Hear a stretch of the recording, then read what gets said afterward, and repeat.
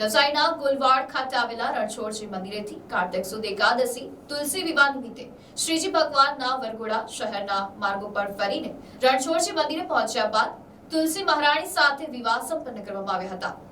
નવસારીના શ્રી રણછોડ મંદિર ટ્રસ્ટ દ્વારા દર વર્ષની જેમ આ વર્ષે પણ તુલસી વિવાહનું ભવ્ય આયોજન કરવામાં આવ્યું હતું, જેમાં સાંજે બેન્ડવાજાની સાથે શ્રીજી ભગવાનનો વરઘોડો શહેરના ટાવર, મોટા બજાર, કંસારવાડ, પાંચ હાટડી, સયાજી લાઇબ્રેરી, નગરપાલિકા, ચાંદની ચોક, ગોલવાડ માર્ગ ઉપર બેન્ડવાજા સાથે નીકળ્યો હતો।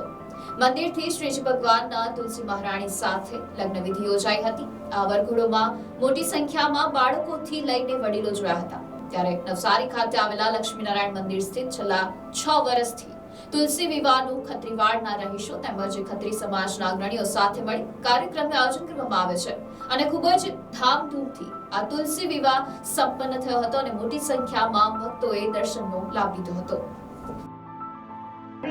રણછોડજી મંદિરની અંદર 1961થી આશરે 65 વર્ષથી દર વર્ષે આ તુલસી વિવાહનો કાર્યક્રમ યોજવામાં આવે છે અને હર હંમેશ બેન્ડ વાજા સાથે બગીમાં ભગવાનનો વરઘોડો નવસારી શહેરની અંદર ફેરવી અને પાછા નિજ મંદિરે લાવી તુલસી માતા સાથે એમના વિવાહ કરવામાં આવે છે।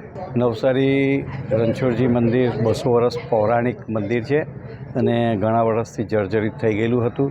અમારા પ્રયત્નો અને ધારાસભ્યશ્રીના રાકેશભાઈના પ્રયત્નો તેમજ પિયુષભાઈના પ્રયત્નોથી હાલ અમારી ગવર્મેન્ટ યાત્રા પવિત્ર ધામમાંથી અમારે મંજૂરી મળી ગઈ છે અને આવતીકાલથી આજે દેવઉઠી એકાદશી છે એટલે આવતીકાલથી અહીંયાનું જીર્ણોદ્ધારનું કામ શરૂ કરનાર છે અને લોકોને પણ આપના માધ્યમથી અપીલ કરવામાં આવે છે કે જે કોઈને જે કઈ રીતે મદદરૂપ સહાયરૂપ થવું હોય તો તે રીતે, કારણ કે ખર્ચો મોટો છે।